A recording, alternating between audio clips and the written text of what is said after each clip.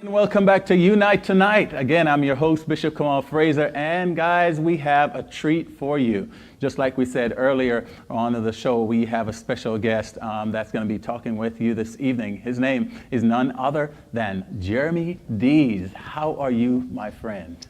Doing well, man. Doing much better than I'm back here with you. Welcome back again to MFTN Network, man. You've been here a couple of times before, talking about the goodness of the Lord, talking about some things that you have done with the ministry. We actually traveled to Jamaica several years ago. Three separate times. Is it 3 times? Yeah. Oh man, wow! Times really have gone fast, because you have really made a great impact on so many different young people. They even talk about that even today. They would mention, oh, that little white guy. That's accurate. Absolutely, man. What is he doing now? And but man, let's talk about where you're at, man. Because you've been on the network. We talk about several things in the past. We talk about you being on the mission trip. We talk about your heart and your desire for ministry. But I really want to just let people know, who is Jeremy Deas? Yeah, very cool. All right, well, for me, I got to start way back. Yeah. Well, first, I want to know, who is Jeremy? They want to know, who is Jeremy Deas? Who is Jeremy Deas right now? Let's see here. I am right now a new father, a husband for about 2 years, a little more. Amen. Just had a baby girl, so a newfound father, a son of God the Father. I am a trickster and someone who likes to play jokes on people.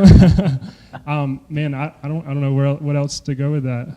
Well, and that's all right, man. I mean, you have been an encourager and a motivator, not only for people that you have traveled and connect with, but you have been for people that you call your, confidants, and people who motivate you and build you. You've been encouragement to them. How is it like being in a place where you are constantly pouring into people, even though sometimes, you need pouring into yourself? It's a privilege, man. God gives a lot of really cool opportunity, and He has in every season. Starting with someone who I live with right now, my wife, we have opportunity every single day to be encouragement. And this is kind of cool that I didn't even think about this, but like yesterday we had a time where after our devotional time, she wrote me a letter of encouragement, and then I in turn wrote her a letter of encouragement, just saying, hey, like, I love you, I'm here for you. So it starts there in the home, but like also, like you said, like from at home to overseas, God gives so much opportunity to give encouragement, and it's just been so cool to. I'm thinking of another opportunity of a close friend of mine who was close in the faith. And then he kind of went into like a season of wandering, and I was just kind of able to be there to be that love and encouragement to kind of draw him back into it. And it's it's a privilege to be that encouragement. You know what I mean? You know that. Well, let's go this way as well, because and that's for sure, because I look forward to not only being poured into, and that's really even the last thing sometimes I look forward to. I look forward to pouring into others. I like to brighten people's day, and that is the kind of person you are. You just, whatever you got to do to get a smile out of them, is what you would do. But you've been faithful. You've been faithful walking with the Lord for quite some time. You are very active, and you're a community guy, and that's really what I know you to be. It's someone that just loves a community of people. Now, and also a missionary, and we'll call it, because you've been to Jamaica, you've been, where else have you been? Went to India as well. You went to India as well, wow. So tell us, what is your current, missions and initiative for mission in general? Missions, just to clarify, missions for the nations. In general, what do you want to see happen in a mission field from a heart-to-heart perspective? What you feel needs to happen? Yeah, man. So like the first time I went to Jamaica, I was in 9th grade. Right, that's right. Right, right, yeah. And so doing that, and then going back to Jamaica, and then going to India. So there's this span of years where from a very early age, God gave me the heart for the nations. And it's so cool, too, because he's blessed me with a wife who has the same heart. Amen. She's been to Thailand. She's been to South Africa.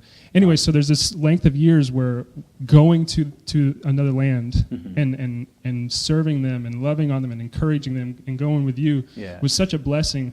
Yeah. Where I feel like he's kind of shifted it in a sense is he's given perspective to Myrtle Beach and how this is a land where so many different nations come to our own backyard. Wow. And man, it's so cool how God orchestrates all this. But we just started serving in a ministry called All Nations Cafe. Yes. Okay. Yeah, and it's a ministry specifically for J1 students who come over here on like a work visa, and they come here, and that ministry is devoted where they just open up a church and they feed them. There's games, and there's even a time where they teach English, but they also bring in the Word. So it's just so cool, man. Like that whether you're overseas or you're back home, with that heart for the nations, God's going to use it. Wow. And it's not, you don't even have to go out of the country to find that mission work. It comes to you even now, which is amazing. One of the things you said that really hit me as you were speaking, and I didn't know this, just like I didn't know something else I'll share in just a second. You went to Jamaica while you were in 9th grade. Did you know that I was actually called for ministry in 9th grade? Were you really? I was, and I shared that a few times, how I was called for ministry on the steps of my 9th grade classroom. That's when the Lord spoke to me and said, I want you to be a minister. And I didn't even know that God spoke to spoke to Paul, in the same manner, and says, I want you to be a minister. And I've held on to that. So hearing you saying that you went that's your first inauguration or initiating into the mission field at 9th grade, where I believe that's when you start to experience a calling? Yeah, I mean, that's definitely where God had opportunity for me to put feet to it. And you were, it was cool how you helped that. Well, so I thank God for you, man. Well, thank God I was able to do what he says. Yeah. Amen. It was so cool. But actually, in regards to where you had that calling, or you felt that calling in 9th grade, I felt that about 4th grade.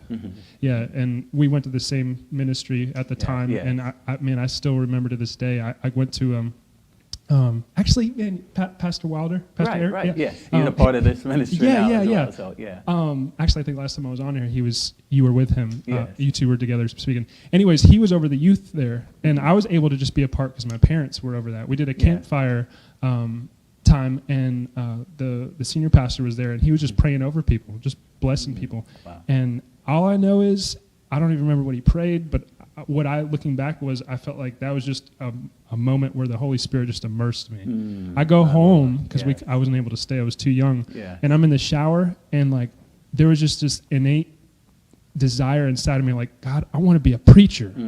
I didn't even know what that meant. I just knew, like, I wanted to be used by God, and from that 9th grade, was a start to that. So. And it just developed, and grew in you, which is what you do now more than ever. Even, and people do it in different forms and different ways in how they really preach the gospel.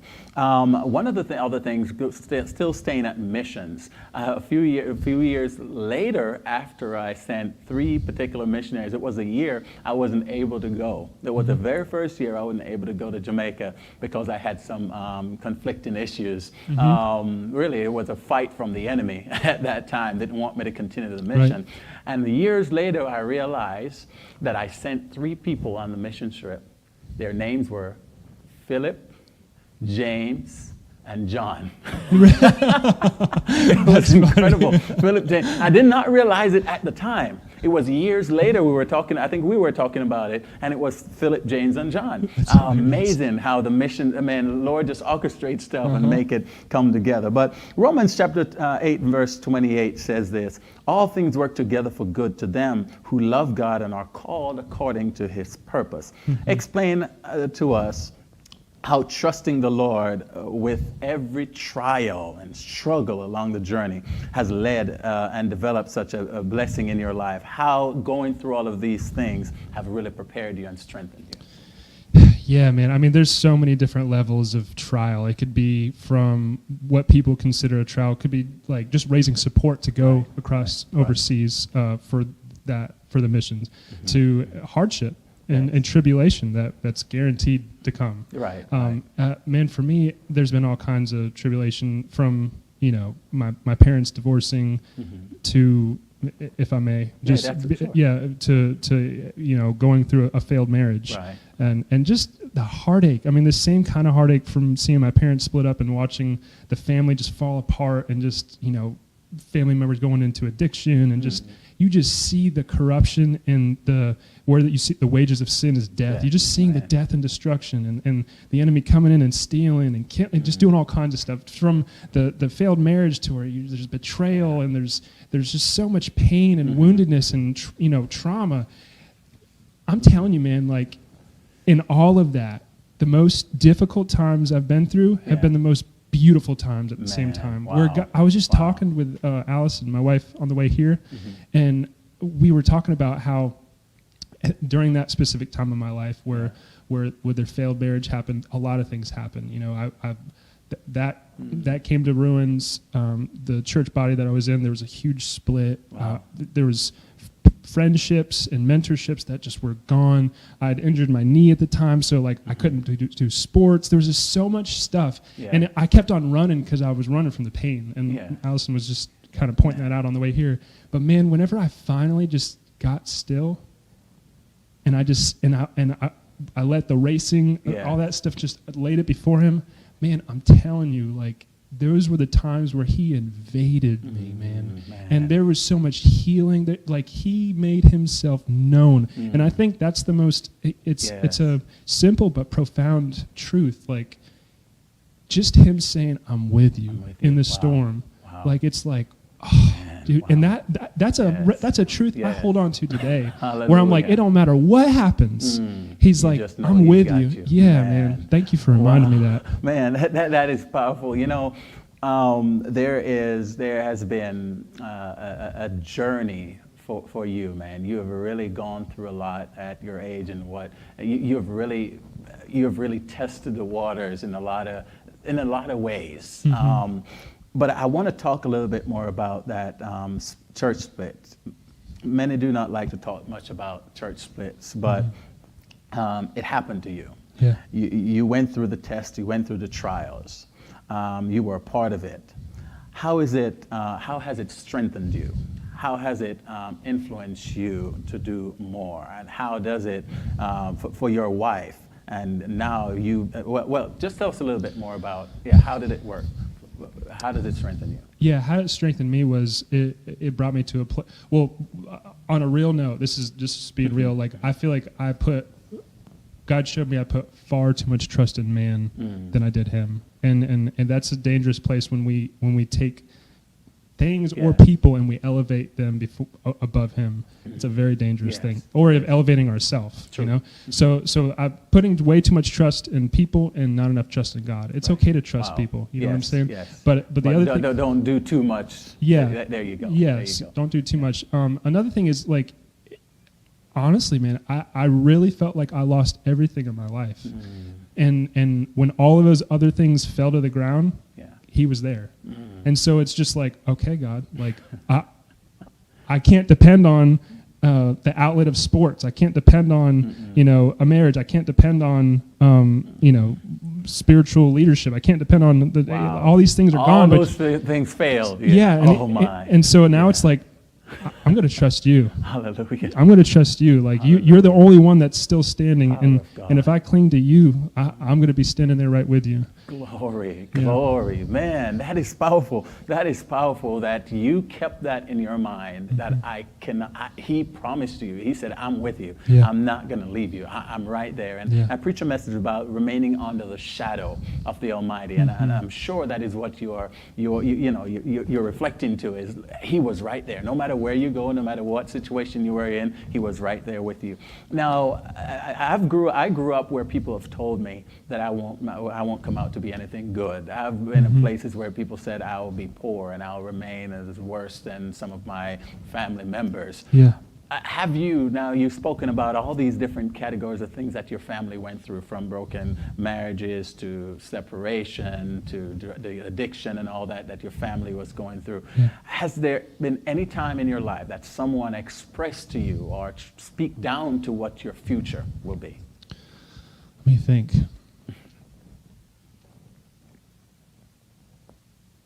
I'll say there's none immediately that come to mind, which doesn't mean that never happened, but none that are holding true right now that stick out.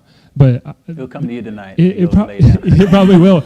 But that doesn't take away the fact that we have an adversary who wants nothing more to throw those lies. So I think the battlefront's been up here where I'm going through those things and I'm like, oh well, they did this to me, therefore I probably deserved it, or I probably didn't do enough to make them want to stay, or it's probably something about me, and God just whacked all those lies out the way. He's like, no, you're my child. Wow. I love you. I delight in you. I approve you. I everything I desire in you is right there, and you are amazing. So like it was kind of like hearing the delight and the approval and the love that he had for me instead of what people thought.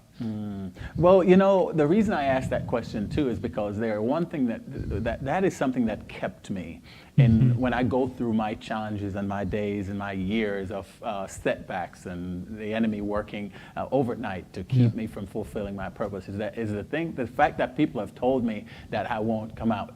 And that is what kept me, because I have to prove them wrong.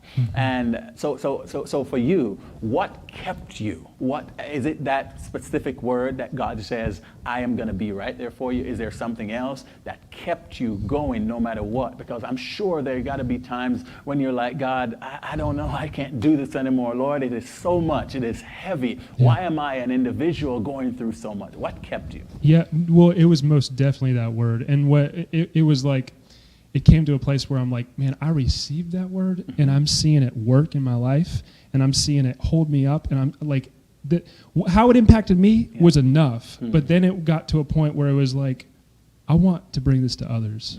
There's other people who've been through far worse than what I've been, or far less. Who cares? I want to take what God has shown me, what he's done. I wanted that encouragement you're talking about earlier. Man, God encouraged me personally. I mean, there was moments, if I can just go on a tangent real quick. I remember there was a moment where I'm in my room, or my kitchen at the time, and just having like the utmost pain and affliction going on in my heart, just like, how could this happen? And I remember being knelt over on my counter, just like, and I'm just praying. I'm like, just praying in the Spirit. I'm like, just praying and believing, like, God, this hurts so much, but like, I know you're right here. And it's like liquid joy just got poured over me in that moment. And I started laughing. I start like busting out deep belly laughing. And then I started, me. I don't dance. I started dancing around my living room. I started like a little kid. I started dancing. Wow. And I'm like, there was so many moments of that. And those moments and those times where he spoke to me and he encountered me in the pain, I'm like, I want to bring this to other people. The hopelessness that I felt, and then the hope he came and showed himself to be in me, I want to bring it to other people. That's what's driving me, man. Man, glory be to God. So you're using the downfalls to become, or I like to call it the setbacks, for a setup for comebacks, I like that. Amen. Yeah. So guys, we're talking with Jeremy Deas here, a great friend of mine. He's been on the show several times, and he is so passionate about the things of God. I really want him to tell us a little bit more about his ministry and what he's ministering on, and how important it is for us to be ministering the gospel, especially in the streets, because he finds unique ways of ministering the gospel. We're going to continue with him in another episode on U-Nite tonight. Right? But we're going to continue on U-Nite tonight right after this.